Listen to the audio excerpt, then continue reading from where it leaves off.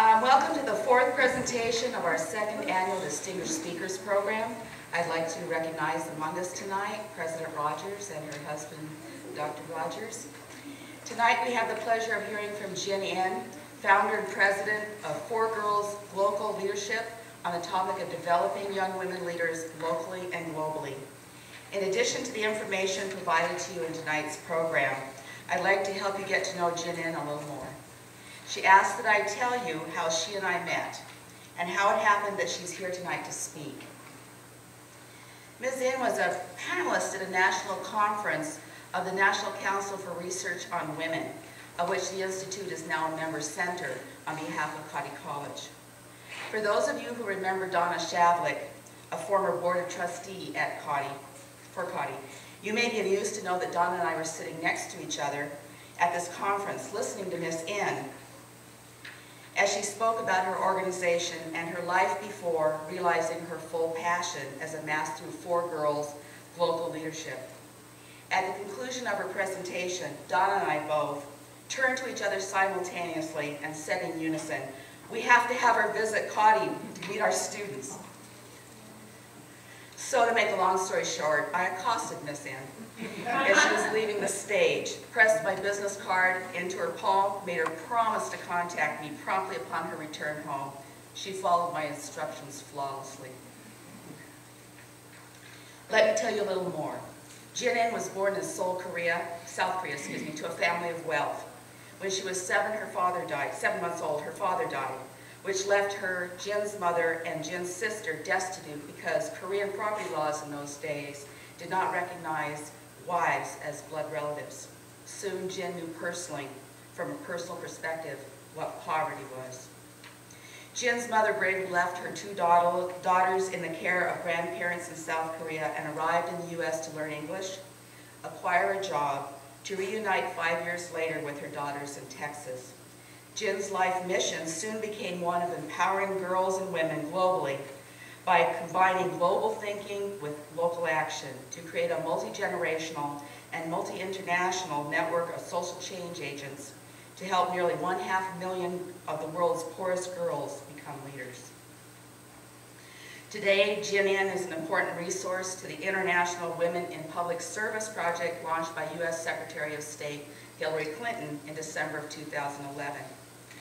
Ms. Jin serves as a mentor to the 7 Sisters Liberal Arts Women's Colleges hosting the Women in Public Service Summer Institute annually, and is a member of the U.S. Civil Society Working Group and the National Action Plan on Women, Peace, and Security established by President Obama in 2011. She has written for the Huffington Post, Daily Kos, Our Bodies Ourselves, and Women's E-News. She has authored stories and articles for Imagining Ourselves and the International Museum of Women. Ms. Jin is also the 2011 James J. Dudley Luce Foundation's Luce Leader. She was also the 2010 Opportunity Collaborations Cordes Fellow and the 2007 Global Women's Leadership Network's Women Leader of the World. I am hopeful that she will continue to be interested in Cottey and working with us to help our students and other young women think globally through the development of college think tanks established to advise the U.S. government and its agencies in working successfully with women around the world to address globally problems on a local level. Please join me in welcoming Jin Jin to the podium tonight.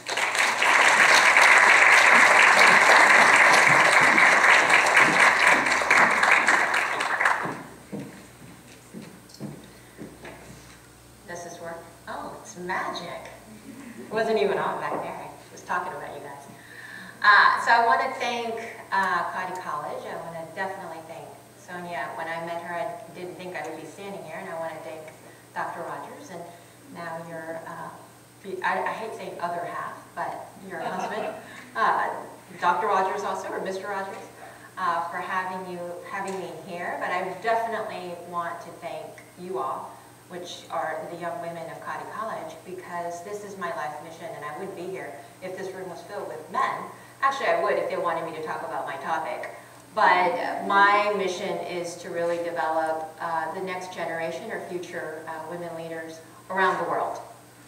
So I definitely think that this is such a great topic and such a timely topic. And really today is not just about what you're going to hear me say. It's also about, I realize this is echo. Is this also, it's off, okay.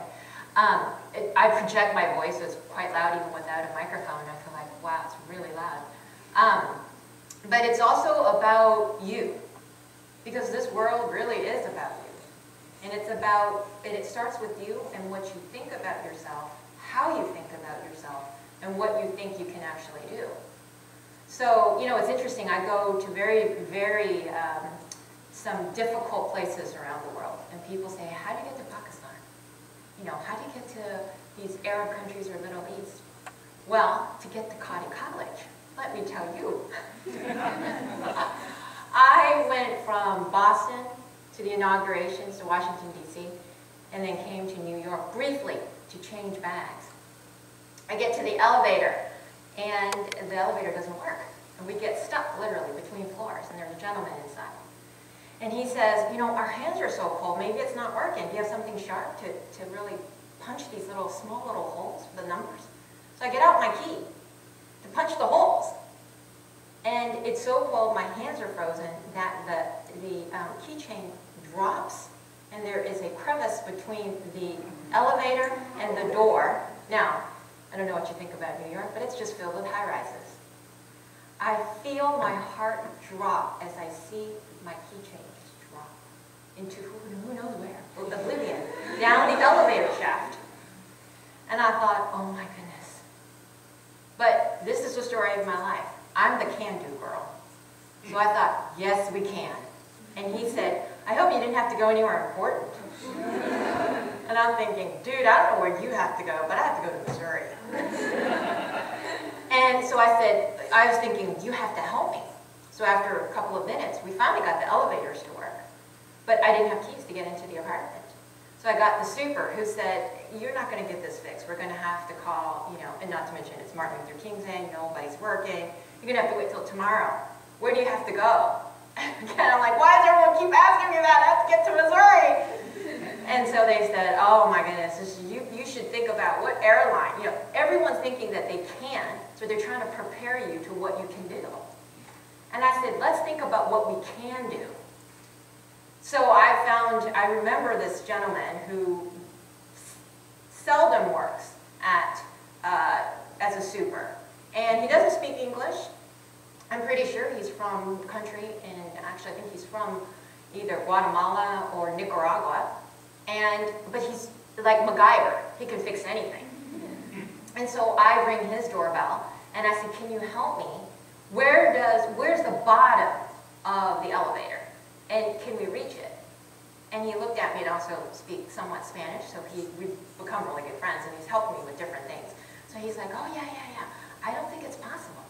Because the elevator does not lift without the door closing. And how will you see it? And I was like, oh my gosh. So we're at the basement trying to do this. I can see the clock ticking. And I looked at him and I said, Raphael, yes, we can. And he's like, yes, we can.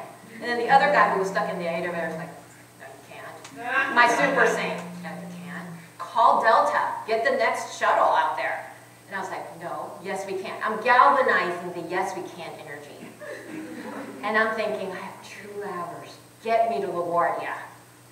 Surely we try everything. He figured out there is a metal to metal that must click in order for the elevator to go up and the door. So we try everything, wood, everything with the little crevice.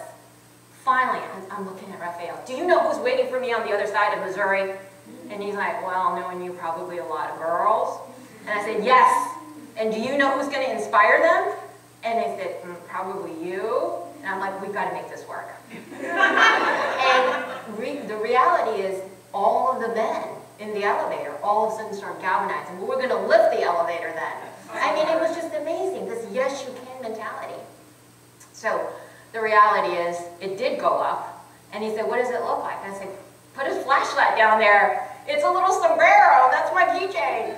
Surely enough, I see the green sombrero. And I'm like, oh my God, get it out.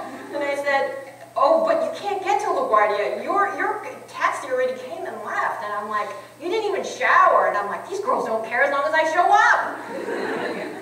I got to the airport, now I'm here. So, never believe you can't until you can go no more. I was willing to go to LaGuardia even if the plane took off, because there's got to be another plane. Do you see, the reality is the no is you. That's when it stops. And that's what this really is all about, because as we're talking about being able to do what you can, and mine is just a story in the United States, the story around the world is much more grim. And it is an amazing global crisis and challenge that we are facing today. So, okay, I guess I'll have to do it manually. Do you want to check the... Yes, we can. See, it's a woman. Come in to help me.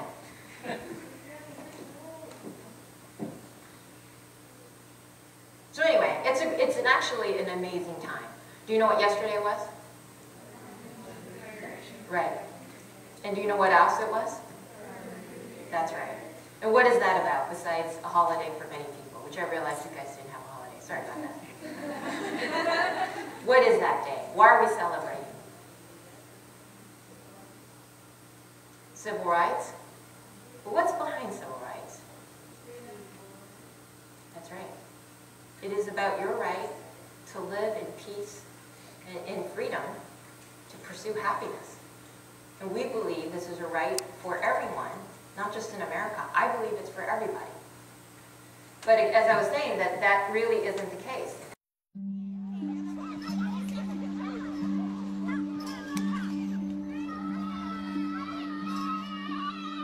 Every year, 10 million girls are forcibly married before the age of 18 in Africa, the Americas, Asia, and Europe.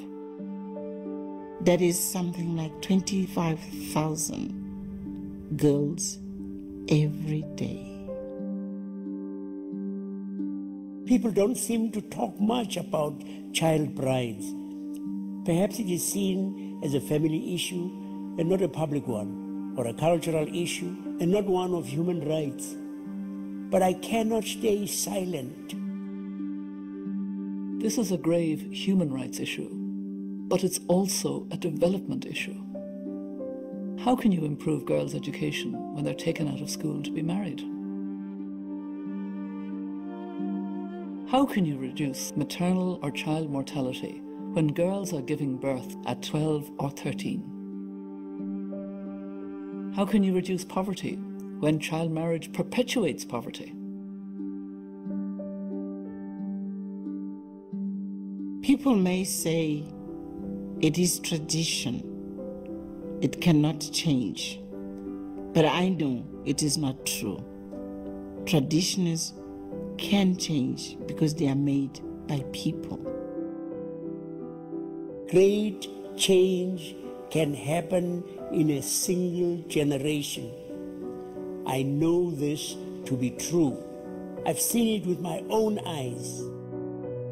Change happens through protecting girls' rights in law and practice, empowering them to take control of their own bodies and destinies, and to even become leaders and change makers themselves. Once you have women liberated, it's amazing how many other problems get resolved. Poverty, education, health. Women are the key in any community. Change happens through raising community awareness of the dangers of child marriage and the benefits of stopping this practice. This is happening on a small scale, but change is far too slow. Just imagine what would happen if we invest more in girls, enabling them to make choices, to earn a living with dignity, to break the cycle of illiteracy, the cycle of ill health, the cycle of poverty that traps them and their communities. Imagine if we connect all those around the world who are working bravely to end child marriage. Imagine the scale of change possible. We can do more than imagine. We can end child marriage now. Let girls be girls and not brides.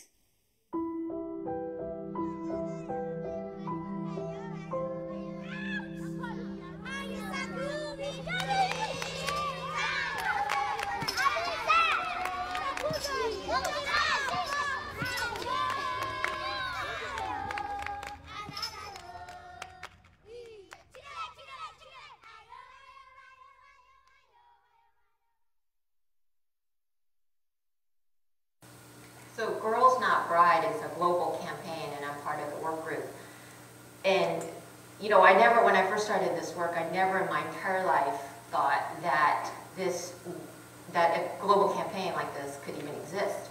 And in fact, this year we celebrated the very first International Day of the Girl at the United Nations. And this is the issue that they took on. Now, this is just one of many issues that girls and young women face in the developing world. But this is such a huge problem, so about 100 million girls. Just during this lecture alone, 1,000 girls would be married. So you can see the problem. 25,000 girls a day get married as a child. So this is a problem the United Nations took on as the issue for this International Day of the Girl.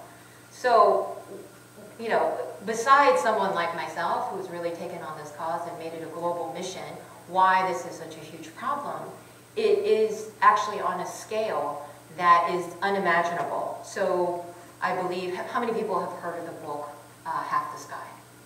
Raise your hands. Okay. So then you get a little bit of preview of what this problem is about. And on the scale, so Nicholas Kristof, who is the New York Times columnist, talks about, he says that this is the paramount moral challenge of our time. And why is that? I mean, there's so many problems that's happening today, whether it's climate change or war on terror. There's there's a laundry list of the problems that's happening. Why is this problem so important? That's because when we just look at the numbers, in any given decade, the number of girls that have been discriminated against to death is more than all of the people, all of the genocide who have been killed in the 20th century. That is the number that we're talking about. So maybe you guys don't know all the genocides that happened in the 20th century.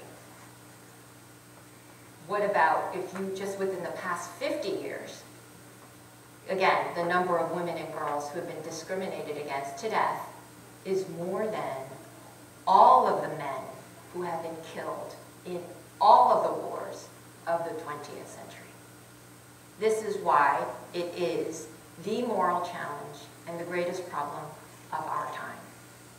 And why now today, it doesn't take very much for even world leaders like Kofi Annan, who is a former UN Secretary General, and our State Secretary, Hillary Clinton, who has taken this on as not just because we feel sorry for women and girls around the world, but because without solving this problem, no other problem can be sustainably fixed. So this is the problem that we have to tackle. So what do we mean by violence? Well, this is only a short list of the violence that women and girls face around the world. We now have a term called gendercide, and that means the killing of baby girls. So they're either aborted or killed because they find out the sex of the baby. And what does that mean? Maybe a couple hundred here, maybe a couple thousand here. Today, over 100 million baby girls are not alive because they were killed or aborted. Some of the other things, forced marriage, that's the issue that we've taken on as the International Day of the Girl. Trafficking, and in fact today we call this modern day slavery. Female genital cutting, which happens in many countries around the world. Honor killing, it's funny, even the word honor killing doesn't sound right, but in the name of honor, they're killing the women and girls. Acid attacks of girls who want to go to school. It's amazing that a little girl, 13 years old, when I first heard about her, her name is Malala, and she is from Pakistan. She just wanted education, and she has been shot by the Taliban for wanting an education. Simple as that, just wanting an education. It's the reason why you guys are all sitting in this room today. And she was shot. And this list, again, goes on and on and on. If we don't work on this issue, they'll come up with something else to attack and oppress women and girls. Now, this is the human toll, again, of just a short list of what this is about. 100 million girls are not alive today. Another 100 million girls will be forced to get married within the next 10 years.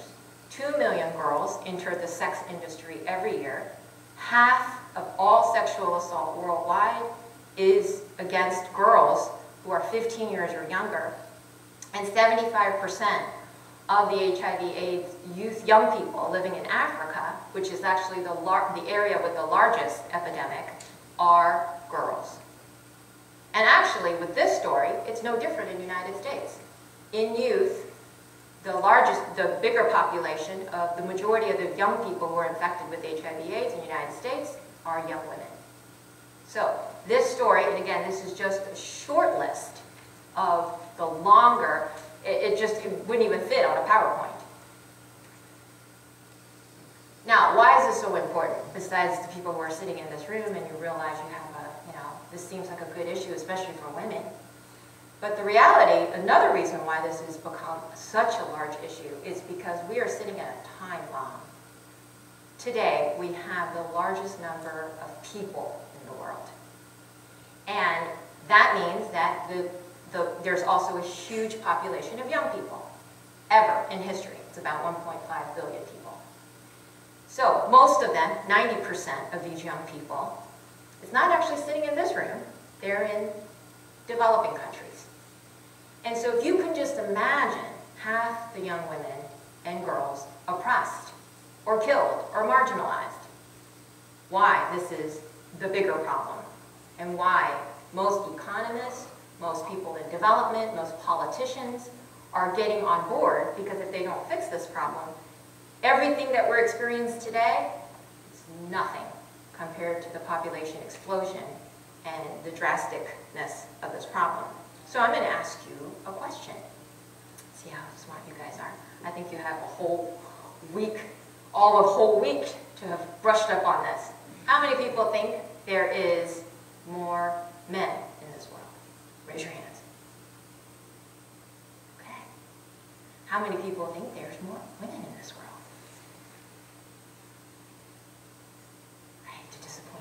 There is actually more men in this world. And why is that? That is exactly right.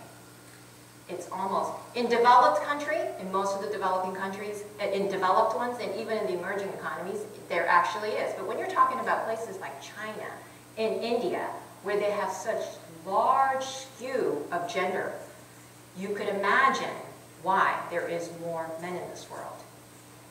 Men, lots of men, young men who are not employed is not a good scenario.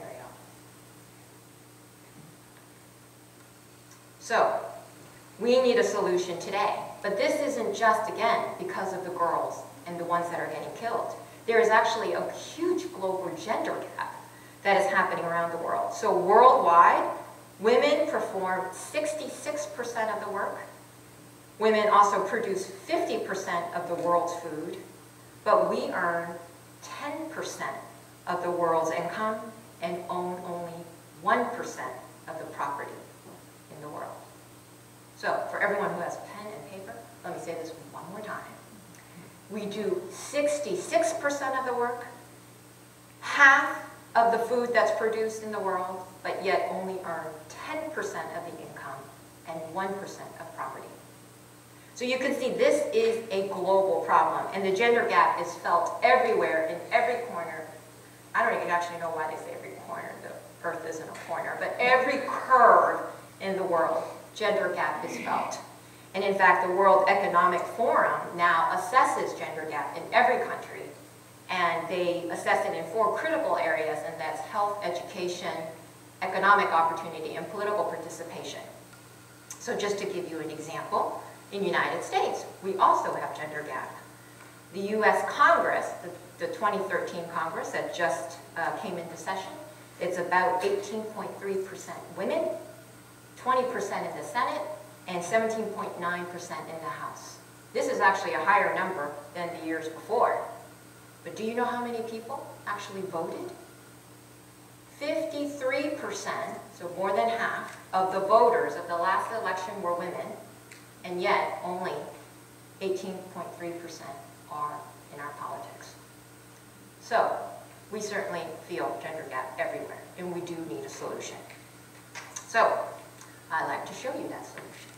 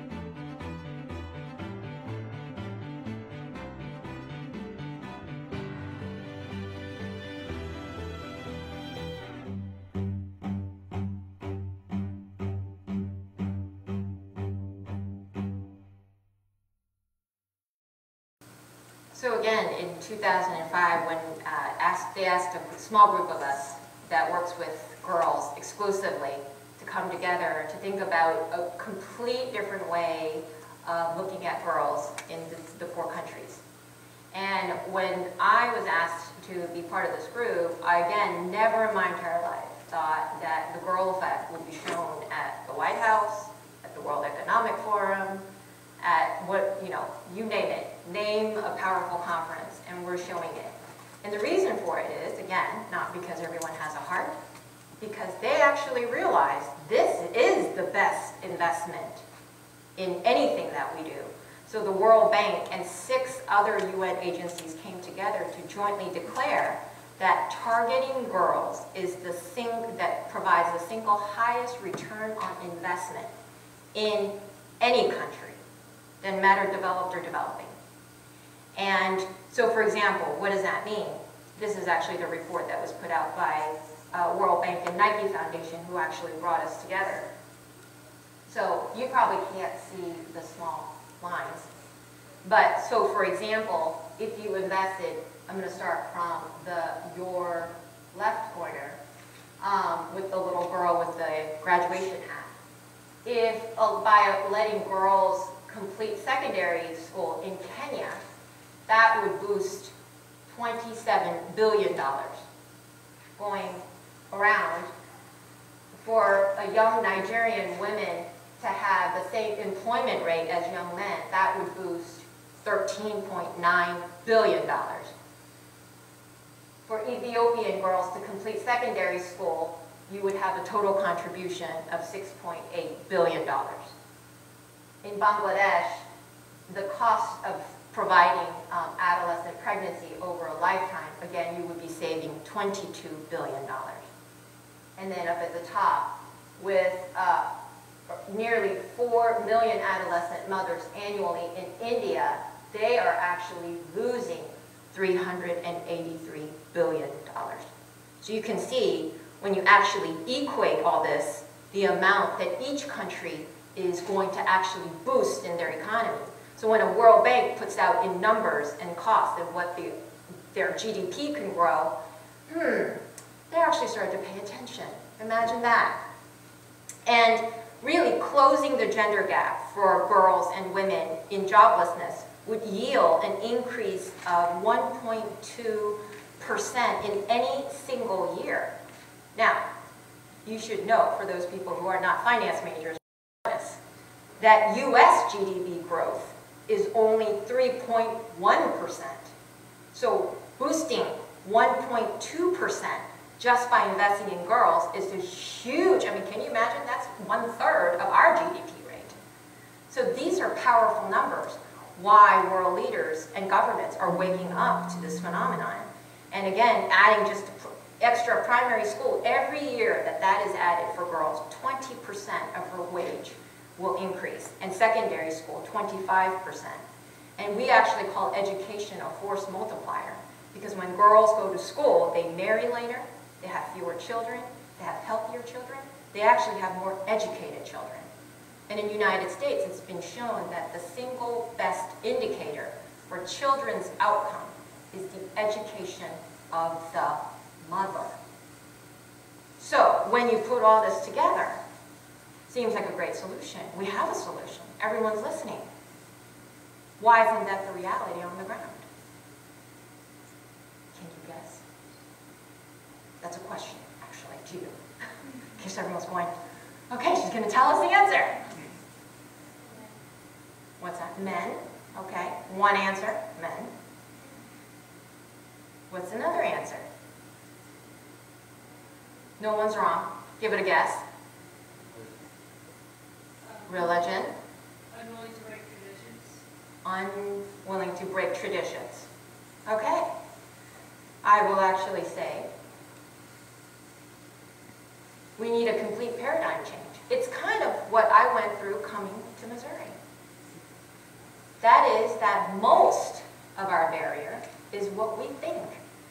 So in the local communities, they don't think girls are worth anything. They don't think they should make an investment. They're not sending their girls to school. In fact, when I was working at global education in Washington, they said putting girls to school is like watering your neighbor's lawn. Why would you do that? This is a local mentality. So that is the reason why it doesn't change. And in fact, I heard an interesting quote one day that said, people don't believe what you tell them. They rarely believe what you show them. They maybe believe what their friends tell them, but they always believe what they tell themselves. So it's not just the men who think the girls are not worthy.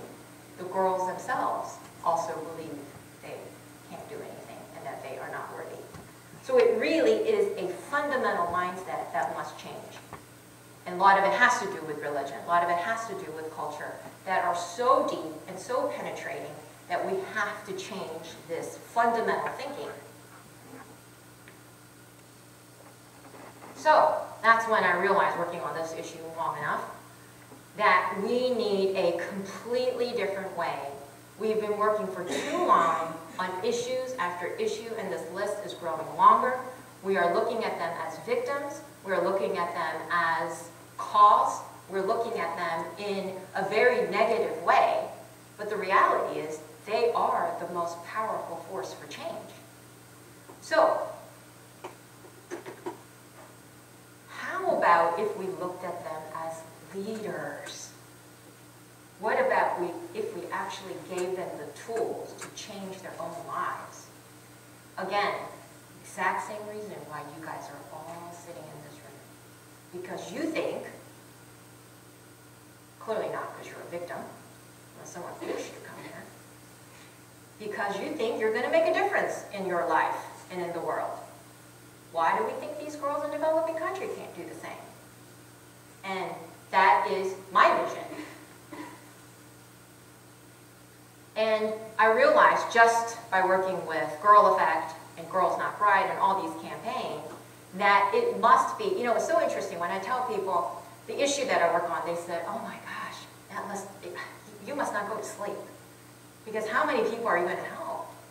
But if I start to say, I want to create future leaders, completely different conversation. Completely different people come on board. Everybody thinks we should be doing this.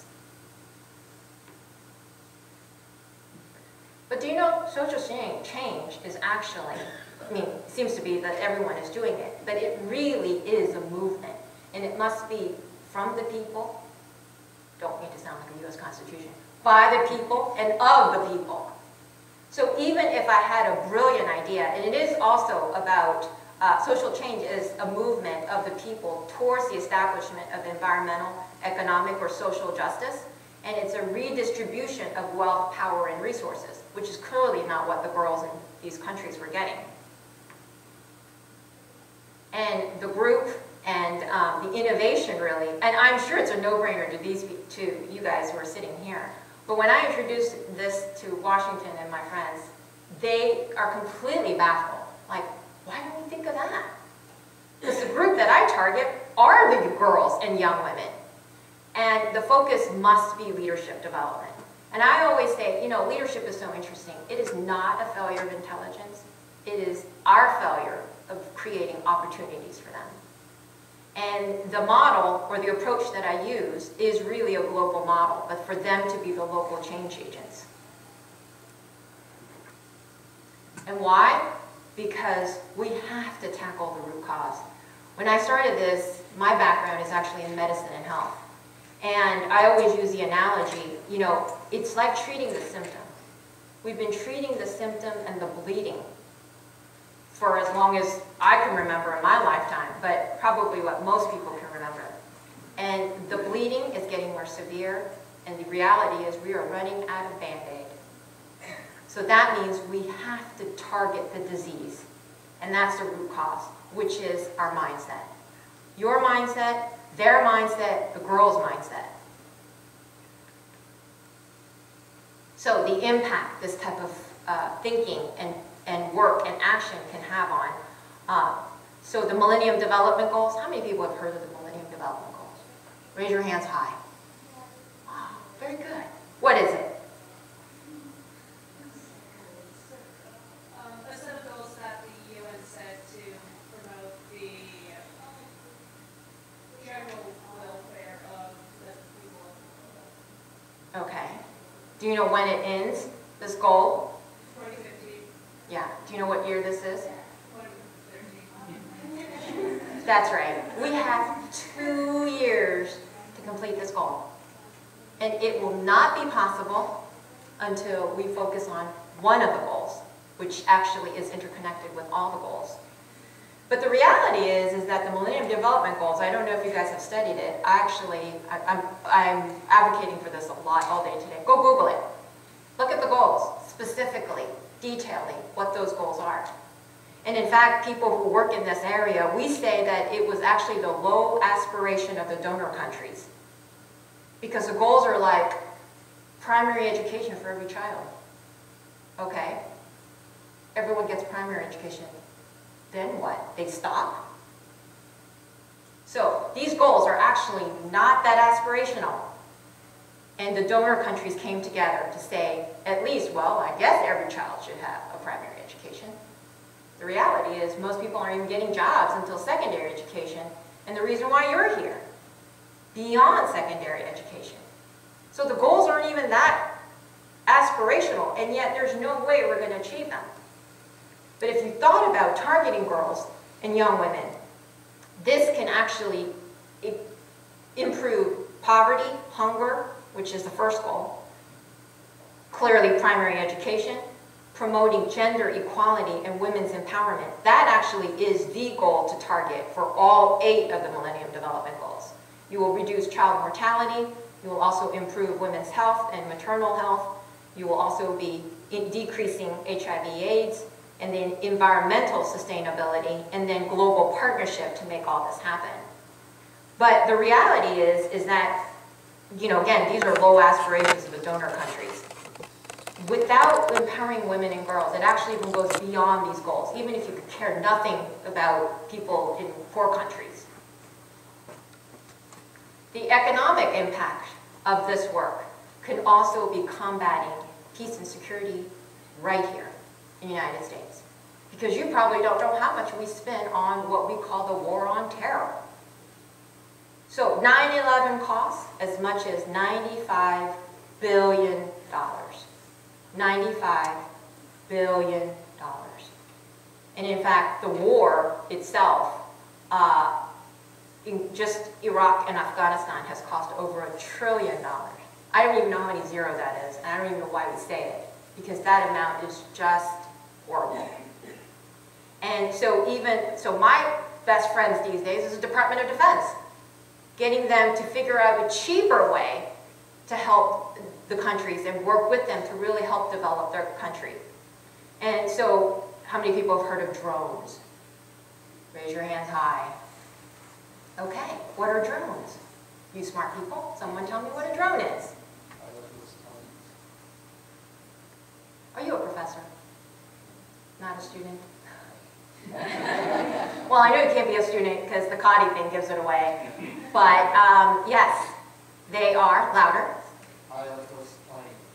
Right, and they target, it's humanless, and they go to specifically target and focus on your target, and it blows it up. And in 2011, the cost of one drone is $2.3 billion. So when people say, we don't have money for this, I'm like, really? Let me get my nifty little stat sheet. And per drone in the United States in 2010, we've spent $4 million. And, you know, I don't even know how many drones we've used. And so really, this really is the best strategy for keeping this planet safe, secure, sustainable development, all the things that we should be doing, but really, quite honestly, even for our own lives. And I always tell people, do you know why it's important for Americans to care? Because if you're an international student, you're like, well, maybe it doesn't matter, it doesn't happen in my country, but go ahead. It affects them. It affects them, right? But I'll tell you why, and it just, again, speaks, when I say it in my government circle, they just look at me like, I don't know, I'm the Messiah, or Jesus, or Muhammad, or Gandhi, or whatever. I say, you know, those countries where women and girls are oppressed are the same places that hate the United States of America. So you could either invest in their women and girls, or you could just keep building drones. So the solution is the ripple effect, and it's the girl effect. And what I do is I go to the countries, only places where I'm invited. I never go if I'm not invited. And I work with the local people to help them build skills. And you know, when I create this slide, people just, again, look at me like, oh my God, it's such a great program. But I know that this is exactly what Coddy is doing for you, sitting right here in this room, is to build confidence, is to build leadership skills and nurture those skills. The other thing, what they hate doing is having a communication and dialogue about these very tough issues in their community. The reason why I can do it more effectively than they can is why many people in the United States go to a therapist and not talk to their moms about their problem. It's so much easier to tell a stranger. So when I go there, they literally open up. Do you know what happened? Do you know the sexual abuse and the violence that happens that they can't share with their family and their community members?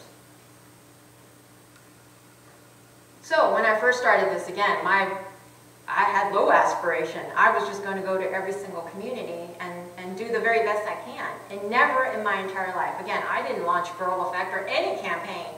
People that came to me was to be able to reach about 500,000 girls. And this is a great tool to have to go to government. That I don't know what your work doing, but just by word of mouth, 500,000 girls are able to be reached if you are willing to help them.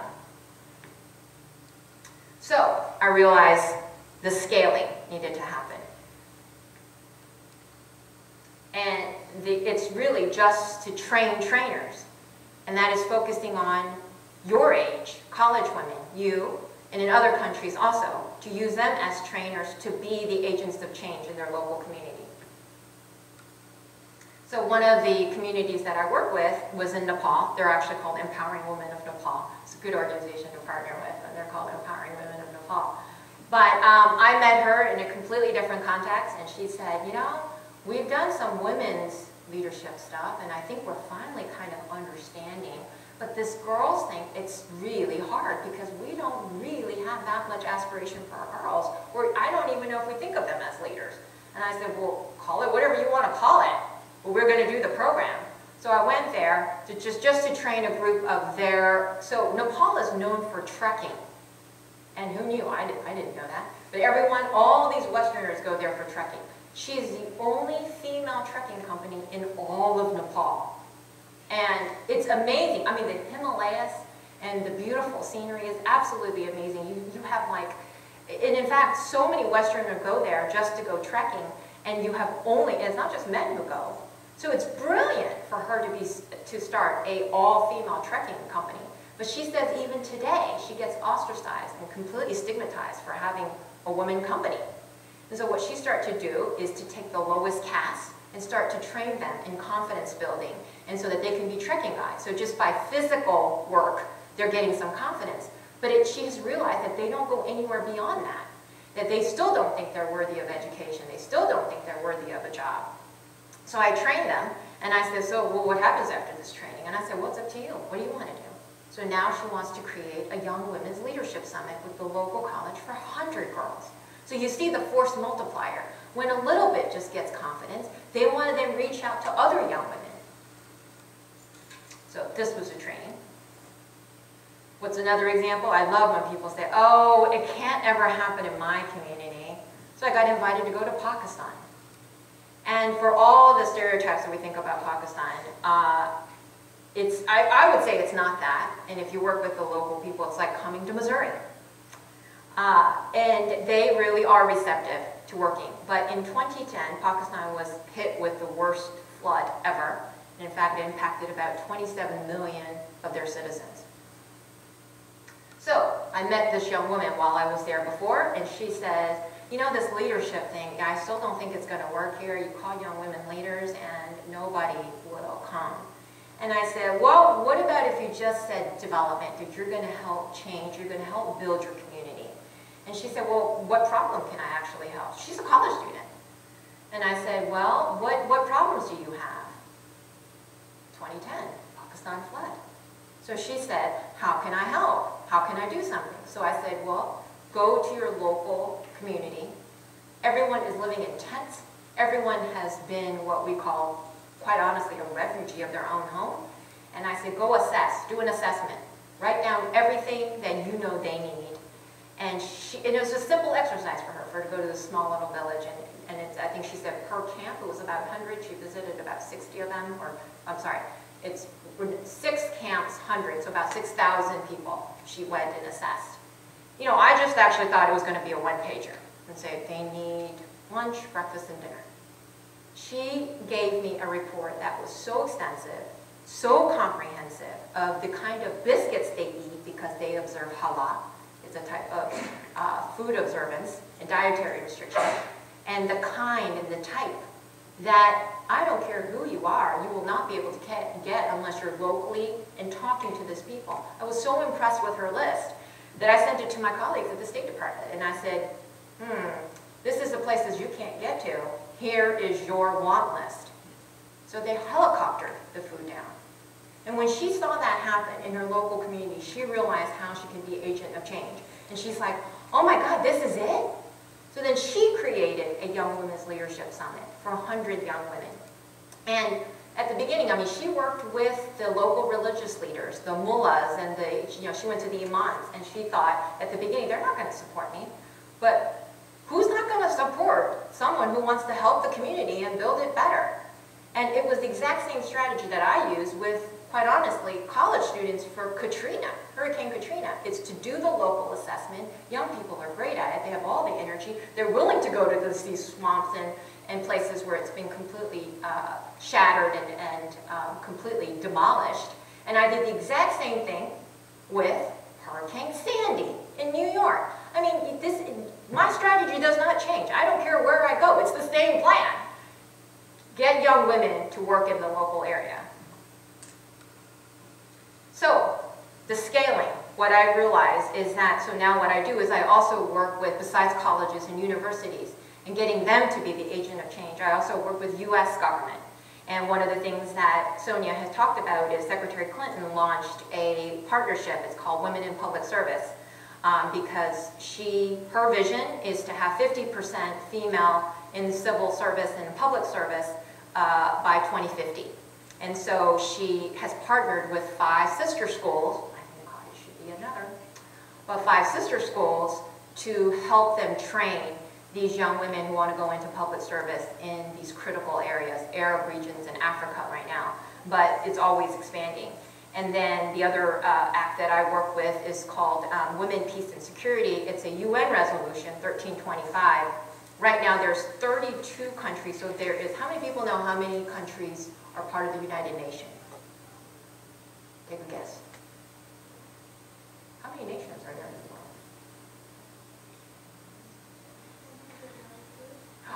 Cha-ching, you've done your homework. That's right, 192. They passed a UN Security Council Resolution 1325 for Women, Peace and Security, which again, people in my field said it's a no-brainer. You want to create war? Involve men. You want to create peace? Women must be involved. So they passed this resolution. In 2000, President Obama signed it into our National Action Plan in 2011. And there's only 32 countries who've actually signed and pledged the National Action Plan. When, again, a group of us got together, we thought, who would ever listen to us? Well, we're actually the most popular group in Washington because, again, we have a national debt crisis going on. And anyone that can say, we have a way you can save money, they want to listen to us. So, the Department of Defense, USAID, State Department, we're telling them if you invest in women and girls in these countries, you will see not only astronomical improvement in their security and their development, but they actually like us. And they want you to come back. So this quote, it says, we must believe that we are gifted for something, and that this thing, at whatever cost, must be attained. And I want to share with you why I came on board and why I did what I did. I didn't wake up one morning and say, oh, this is a great cause, and look, invest in girls, and this is the greatest thing. I was born in a country where it was developing and it was a poor country. And in fact, when I was born, the GDP of my birth country was the same as Ghana. And today it is actually a model for economic development because it is South Korea.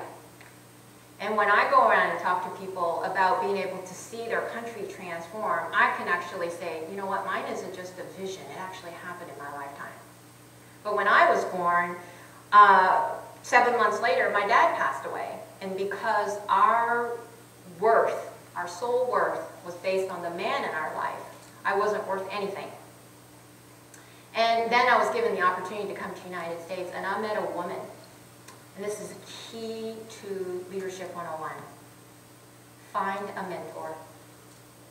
Find someone who is outside of your culture and your family and people who is going to help you expand your vision. Because she took me under her wing and showed me everything about this new culture called America. And I was such a disciplinary child. And in fact, everybody around me was Buddhist. And she said, I want you to come to church. And I said, church? What's that? And I had all sorts of questions, and she was willing to listen. Now, if you put her and me together, we had nothing in common. Blonde, Southern belle, big hat. She was what I would probably say feminine to galore. I was a tomboy, had a hair up in a ponytail, could care less, had glasses, reading. I was really just academic little child. And she said, do you know about football? And I said, football? What's that? Do you know about dance? Like, dance? What's that? She said, do you know about fingernail polish? And I'm like, what? Fingernails are supposed to be painted? So she completely helped me see a completely new world. Now these things may seem trivial to you. Actually, I bet they don't seem trivial. I bet you're thinking, yeah, that actually makes sense. And she did. It really started to help me think about culture and different ways that people are represented. And she really opened up so many doors. And she helped me, at the age of 8, she said, because I was I know people can't believe that, but I was a very highly motivated child. And I said, but I want to change the world. And she said, well, I don't doubt you can. How are you going to change the world? You have no experience. You're 8 years old. And I said, but I know I can. And so she said, okay, I'm going to take you to our community and I'm going to put you to work. And that's what we call community service. And the interesting thing was she called it the project. I didn't know what that meant. I'm like, oh, it's a special project. I'm going to go work with her. But I learned that it was actually my community. It was the poor community. It was the immigrant community. And she said, I don't care what you label it. I don't care what they tell you. You're going to actually make change in your own community. And that's what I did. Every single Saturday. Didn't matter if it rained. It didn't matter if I was sleepy. She made me get up and do the work. And she said that your life and your destiny is not defined by gender. It's defined by action. Now that sounds very aspirational, but that's actually, it was a huge burden on me because now I can't blame the world anymore. It's me who has to change this world. It's me who has to change my life. I am accountable for my own life. And that is what she taught me. And someone asked me today, well, how did you get to do what you do today? Well, this beautiful angel in my life got sick. She was diagnosed with a disease that nobody can help her. And interestingly, I lived in a city with the world's largest medical center. The city is Houston, Texas. And the cancer center and the glorified medical center is actually the Houston Medical Center. And there's MD Anderson Cancer Center, Denton Cooley Cardiovascular Center, and they couldn't fix my Barbara. So I was on a mission to fix her. And when I went on this mission, I realized, you know, the reason why she can't be fixed is because the disease she has is prevalent in, So, that's the reason why it's not a new disease. It's a very old disease. And in fact, it's called autoimmune disease. And it's more prevalent in women. And she has lupus. So I was on a mission to save her, to see that it's actually just not Barbara's disease. It's all host of disease and beyond disease that women and girls have been neglected. So I took this on as my personal mission to move forward. And along this journey, I actually found out that my birth father was worth a lot of money. And one day my grandfather, as I was giving an international talk in South Korea, he said, I think it's time you learn about your story. And I thought, what is this man talking about? I already know my story. I lived it. And he said, your father was worth $50 million. But the moment he passed away, you are worth nothing. And I now saw at that moment, oh my gosh, this is the reason why I've been championing this cause. This is the reason why I've been able to go to places, and these, you know, we call it serendipities. It's not serendipity. They all happen for a reason. And now that's the reason why it's my personal mission to do what I do. Because my goal is not just $50 million for the girls and young women to develop leadership. It is way beyond that. But I even have a monetary goal of how much the world should be investing in. And this is what I hope for you. Because today, we really need your action. It isn't because you heard me speak, but it's because if you don't do something, your potential is being wasted. Because you're a gift to this world. And you are actually telling this world, I'm actually not worth very much, and I can't do very much. So you are signing yourself off. And I think the world is too small, and I don't have enough sleep hours to see. I mean, to me, I get on the plane, I get on a bus, I get on whatever to inspire a girl anywhere. Right before I came, I got an email from a girl in Ecuador because she wanted to create change in her community. And anyone, any young woman who contacts me, let's figure out a way she can create change. So that is what I like to leave you with. I want you to be the change. I want you to lead the change or join a change. But doing nothing is not an option. Thank you.